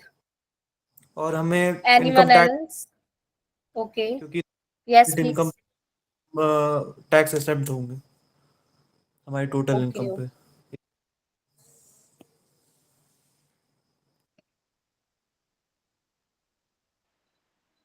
Ma'am हम अपने बजट में 60 और 40 का रेशियो रखेंगे। उसमें 60% एक्सपेंसेस हमारे होंगे, जैसे कि फिक्स एक्सपेंस होंगे और वेरिएबल, और 40% उनका सेविंग करेंगे, ताकि इंश्योरेंस है या फ्यूचर में हमें कोई कंटेंजेंसीज होती हैं, कोई प्रॉब्लम्स होती हैं, तो उनको हम वहाँ पे सेव जो हमारा मनी है उससे हम उसको सेटल कर सकें। Okay, thank you Mansi, thank you Ranveer and Priya. अपनी ओपिनियन अच्छे आंसर दिए। एंड कोई और?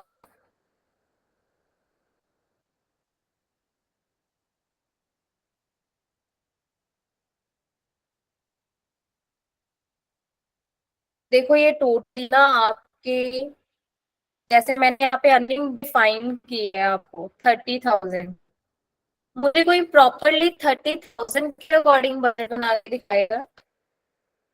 और कौन कौन से चैलेंजेस आ सकते हैं, एनीवन जो चैलेंजेस को एक्सप्लेन करे। चलो बाकी चीजें बाद में, कोई चैलेंजेस को एक्सप्लेन करे, क्या चैलेंज आएंगे जब मैं बजट बनाऊंगी।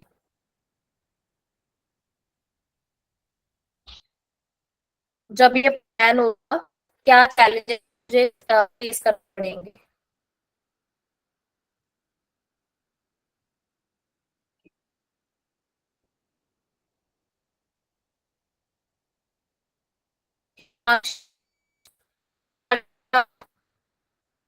जय कोई भी, अगर आप बोलोगे then मैं आपको बाय नहीं पूछूंगी,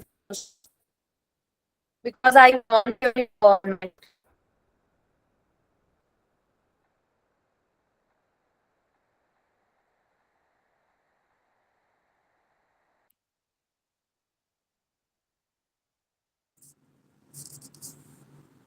Ma'am, in an income of rupees 60,000 per month, we should avoid high interest debt or loans, and saving for long term goals, and down payment of retirement or housing finance, like these things are very tough in such low income.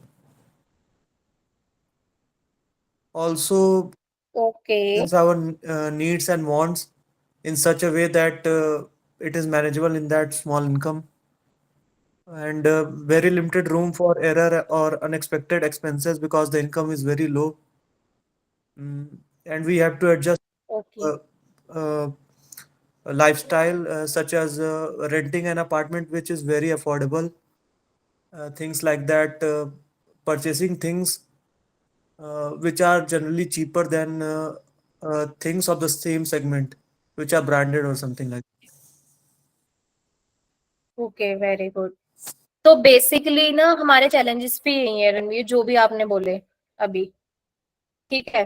According to 30,000 बहुत सारे challenges आएंगे। First of all जो मेरे fixed expenses है वो तो मेरे ही रहेंगे, लेकिन मैं इस कहाँ पे कर सकते हैं, कर सकते हैं अपने वेरिएबल में, फिक्स्ड में भी कर सकते हैं। फिक्स्ड एक्सपेंसेस में चैलेंजेस कहाँ आएंगे आपके, डिपेंड अपॉन आप किस सिटी में रहते हो, रेंट वगैरह, वहां स्टैंडर्ड ऑफ लिविंग कैसा है, लाइफ कैसा है, ठीक है। फॉर एग्जाम्पल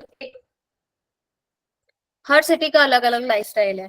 अगर आप पंजाब की तरफ आ जाते हो, वहां पे इतना ज्यादा फिक्स्ड एक्सपेंसेस जो आपके होते, रेंट वगैरह इतने हाई नहीं होते।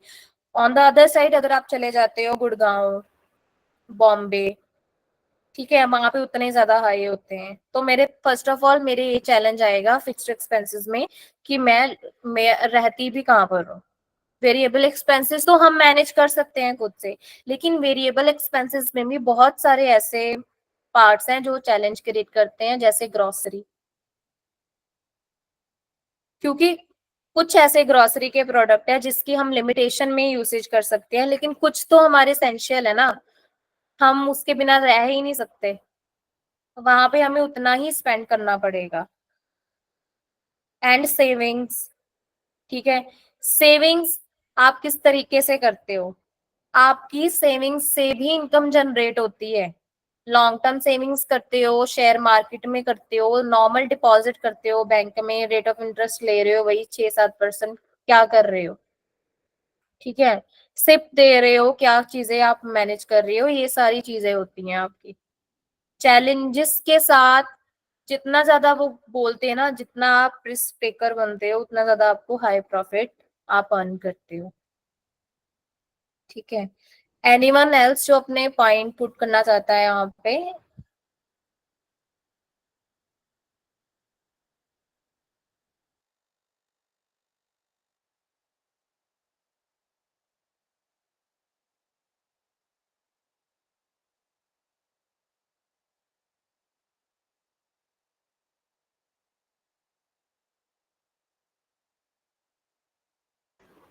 This is another a small activity for discussion.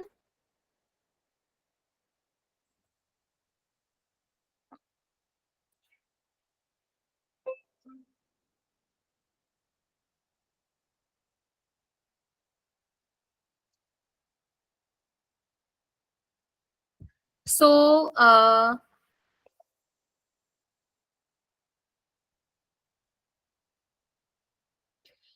Right is short ऐसे लिखा हुआ है यहाँ पर, लेकिन हम यहाँ पे डिस्कस करेंगे। टेक्स्ट बॉक्स, जो पर्सन, पहली बात तो जिसको थोड़ा नर्वसनेस हो रहा है कि मैं नहीं बोल सकता माइक्रो अपना फोन ओपन करके, ठीक है, माइक ओपन करके, तो आप टेक्स्ट बॉक्स में लिख सकते हो, ठीक है। लेकिन इन्वॉल्व हो, अपने ओपिनियंस बताओ, चाहे आपको उस चीज के बारे में एक लाइन पता है चाहे 2 वर्ड्स पता है, लेकिन आप जरूर डिस्कस करो। हमने इतने सारे स्लाइड्स कवर किए हैं यहाँ पे, इतने सारे टॉपिक्स, बहुत सारे और टॉपिक्स में भी घुस गए थे। एक और डिस्कस करते करते कुछ तो दिमाग में गया होगा ना, कुछ तो कंसेप्ट क्लैरिटी हुई होगी ना आपको। कुछ बहुत सारे ऐसे कॉन्सेप्ट होंगे जो आप पहले से ही आपको क्लियर होंगे, कुछ ऐसे होंगे जो नहीं क्लियर थे अभी हो गए हैं, ठीक है। तो इन्वॉल्वमेंट जरूरी है। डिस्कस करना है the role of finance in economy, economy के ग्रोथ में और स्टेबिलिटी में। ठीक है, आप बेसिक पॉइंट्स रख सकते हो। मैं आपको यहाँ पे कुछ हाई लेवल के पॉइंट्स नहीं डिमांड कर रही, जो हमने स्टडी किया है ना वो आप बता सकते हो कि फाइनेंस की क्या इंपॉर्टेंस है इकोनॉमी की ग्रोथ में एंड स्टेबिलिटी में। ठीक है, हम ये ना कॉर्पोरेट फाइनेंस से और पब्लिक फाइनेंस से रिलेट करेंगे ये एक्टिविटी को, क्योंकि वो दोनों एक्टिविटीज ऐसी हैं जो हमारे इकोनॉमी को जिसका इम्पैक्ट हमारी इकोनॉमी को होता है, जिसके बेसिस पे हमारी इकोनॉमी की ग्रोथ और स्टेबिलिटी डिपेंड करती है। ठीक है, अगर मैं आपको बेसिक इसके बारे में पहले डिफाइन करूं, बहुत सारे ऐसे नॉट अ वन बहुत सारे ऐसी चीजें हैं जो आपकी इकोनॉमी की ग्रोथ को और स्टेबिलिटी को मेंटेन करके रखती है फाइनेंस से रिलेटेड। ठीक है, कॉरपोरेट सेक्टर आपका डेवलप होना बहुत जरूरी है। कॉरपोरेट सेक्टर की डेवलपमेंट से इकोनॉमी की डेवलपमेंट होती है। ठीक है, स्टेबिलिटी भी उससे बनी रहती है। पब्लिक सेक्टर्स के डेट रेशो कम होना, ठीक है, वो भी बहुत एक मेजर पॉइंट है। पब्लिक सेक्टर्स की जो इनकम है उसके हाई होने से इकोनॉमी की ग्रोथ होती है, स्टेबिलिटी होती है। इन अ कॉर्पोरेट सेक्टर बहुत ज्यादा आप मैन्युफैक्चरिंग होती है, प्रोडक्ट की जो डेवलपमेंट है वो हमारे अगर डोमेस्टिक कंट्री में होती है तो वो ज्यादा जरूरी है इकोनॉमी को स्टेबल करने के लिए। ठीक है, ये तो बेसिक पॉइंट है। एनीवन की जो अपने पॉइंट्स इसमें ऐड करना चाहता है, जिसको कुछ ये देख के समझ में आ रहा है। Ma'am capital formation, yes, Ma'am, it provide liquidity for the corporate sector also. Yes, very good. होगा तो वो अच्छी चीजें इनोवेट करेगी, एक्सपेंशन और क्राइसिस मैनेजमेंट। अगर प्रॉपर फाइनेंस आपके पास है तो लाइक अगर कोई भी क्राइसिस होता है, लाइक आउटडेटेड बिजनेस या कोई भी पॉलिसीज में चेंज होता है, बिजनेस पॉलिसी या गवर्नमेंट की पॉलिसीज होती है, तो कंपनीज अपने क्राइसिस को मैनेज कर सकती है। एंटरप्रेन्योरशिप को भी डेवलपमेंट होता है अगर प्रॉपर फाइनेंस मिलता है तो। Yes,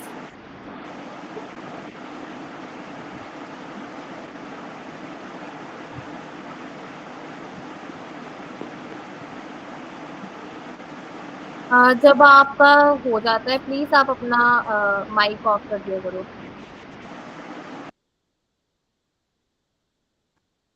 anyone else? आप रिटर्न भी भेज सकते हो। Why are you raising your hand? Siddhi Singh.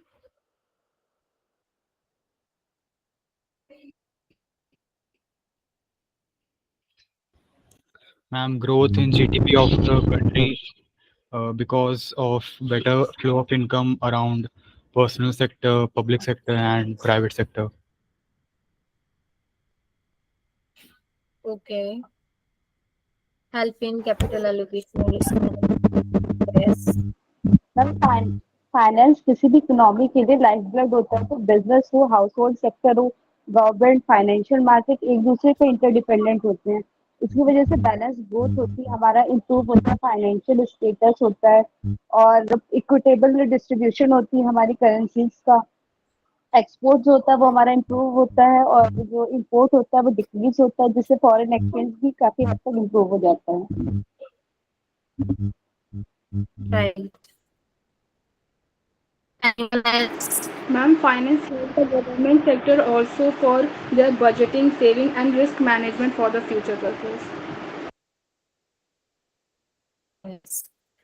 And basically क्या है, इकोनॉमी जो आपकी ग्रोथ है या society है, वो अगर हम स्मॉल स्मॉल के बारे में डिस्कस करें ना, स्टैंडर्ड ऑफ लिविंग पे भी डिपेंड करती है कि अगर किसी कंट्री के पर्सन का स्टैंडर्ड ऑफ लिविंग क्या है, कितना हाई है, उस पे भी इकोनॉमी डिपेंड करती है।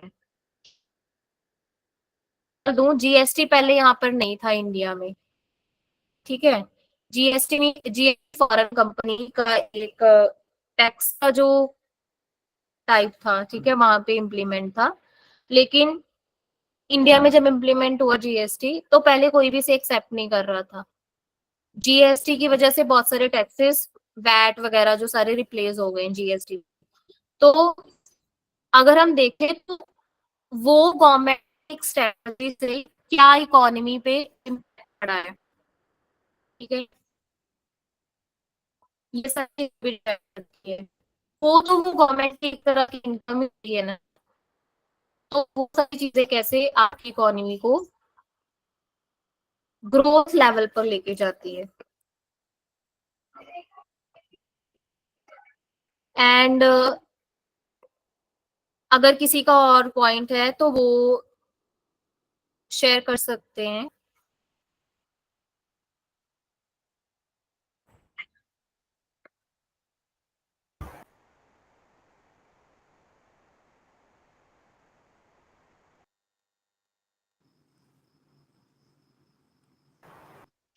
Ma'am, public finance can also be useful in developing infrastructure of the country.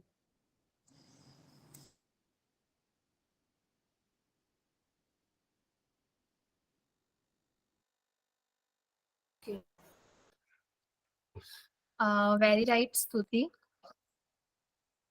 And now this is time for your doubts. अगर आपको पूरे सेशन में किसी भी टास्क में किसी भी पॉइंट में कोई भी डाउट है तो आप वो क्लियर कर सकते हो, टेक्स्ट बॉक्स में आप लिख सकते हो।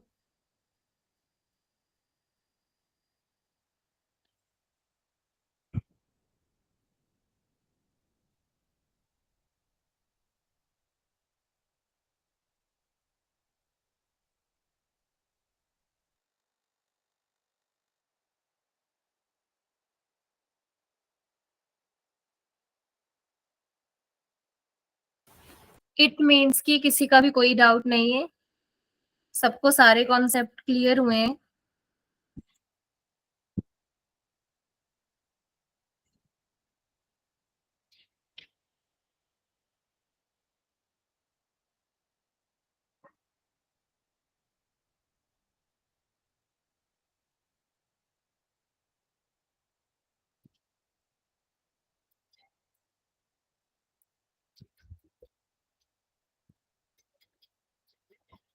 आप इन सारे कॉन्सेप्ट के बारे में और सारी डिटेल्स में भी पढ़ सकते हो, ठीक है। जैसे आपको टास्क असाइन हो जाएगा, एक एक कंपनी आपको मिल जाएगी जिसपे अपने प्रोजेक्ट करना है, तो आप उस पर्टिकुलर कंपनी का कैसे फाइनेंस जो है, क्या स्ट्रेटजी को यूज करते हैं, मॉडलिंग उस पर्टिकुलर कंपनी की, आप उसको लर्न करो, के बारे में चीजें पढ़ो, ठीक है। अकॉर्डिंग टू मी जो फाइनेंस के स्टूडेंट होते हैं ना, फाइनेंस वही चूज करते हैं जिनको ज्यादा क्वेश्चंस में थ्योरेटिकल स्टूडेंट्स नहीं होते इसमें। आई डोंट नो अगर कोई बच्चे हो यहाँ पर, लेकिन ऐसे स्टूडेंट्स होते हैं जो कैलकुलेशन पे ज्यादा उनको इंटरेस्ट है rather than theory.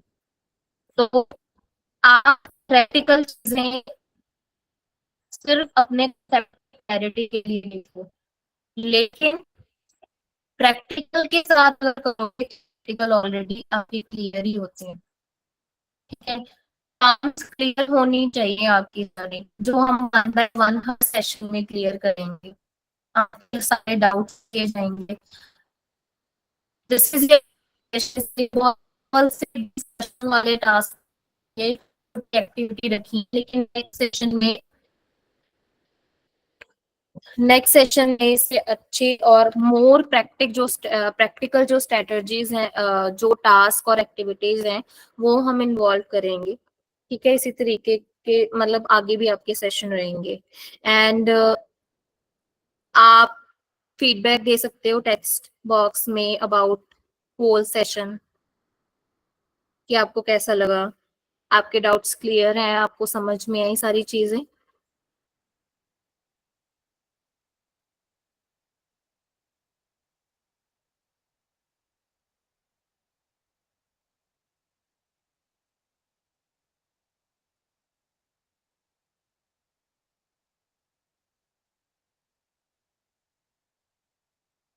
Hello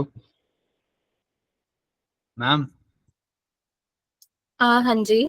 ma'am actually मेरे को डाउट नहीं था, पर पूछना था कि विपुल सर ने कल बताया था कि एक 50 पेजेस की नोटबुक बनानी होगी, तो उसमें हमको क्या नोट डाउन करना होगा? 50 पेजेस की नोटबुक में सर ने आपके वही जो आपने पूरे सेशन में से जो भी आपको टॉपिक्स कवर किए गए हैं, मेन आप जो इसके की पॉइंट्स हैं वो नोट कर सकते हो। जैसे मैंने आपको आज 2 एक्टिविटीज करवाई, ठीक है। अगर आप डिस्कशन का पार्ट नहीं रह रहे हो, ठीक है, आपके पास पॉइंट्स है लेकिन, तो आप ये एक्टिविटीज नोट डाउन करो और इन पे वर्क करो और ज्यादा। हर सेशन को कंक्लूड करो कि हाँ, अगर आप एक से ये सेशन करके जा रहे हो ना यहाँ पे, देन इसके बाद आपको ये हो कि जो ये सेशन में किया गया है ना, आपको वो तो क्लियर है, लेकिन इसके बाद भी आपको और सर्च करना पड़ रहा है, आपको इंटरेस्ट आ रहा है कि नहीं अभी तो ये और करना है, इसके बारे में डेप्थ में जाना है। यहाँ पे डेप्थ में चीजें होंगी, लेकिन यही एक्टिविटीज आपने करनी है, ठीक है। एक कहते हैं ना नोट्स बनाते हैं, वो आपने प्रॉपर नोट्स बनाने हैं कि आपको याद रहे इन फ्यूचर। आप अपने एग्जाम्स के टाइम में कभी भी आप यूज कर सकते हो कि हमने ये पॉइंट्स पढ़े थे, हमने ये चीजें समझी थी, हम कैसे यहाँ पे जो आपकी लर्निंग हो रही है उसको कैसे हम नेक्स्ट अपने फ्यूचर में यूटिलाइज कर सकते हैं ना।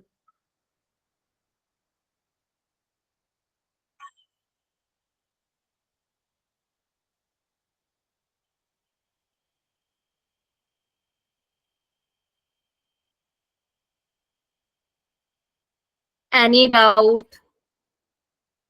ये सिद्धि सिंह कौन है जिन्होंने अपना हैंड रेस किया हुआ है? आपको कोई डाउट है तो आप बोल सकते हो माइक ऑन करके।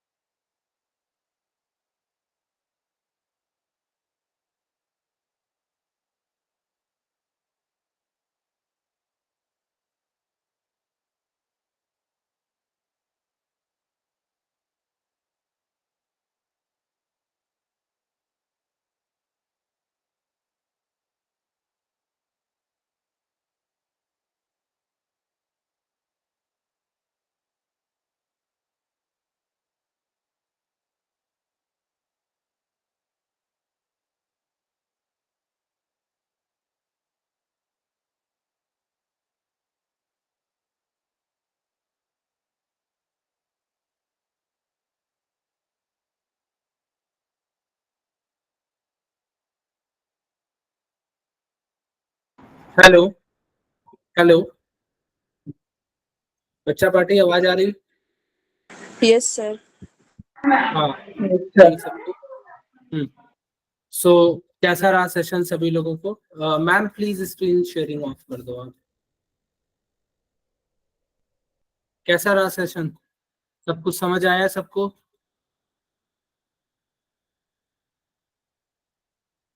रणवीर, नाबेल, जैस, स्तुति, सिद्धि, जितने लोग हो समझ आया है सबको सब कुछ? सेटिस्फाइड? सेटिस्फाइड? Yes sir. बस सर बीच बीच में थोड़ा वॉइस लैग हो रही थी।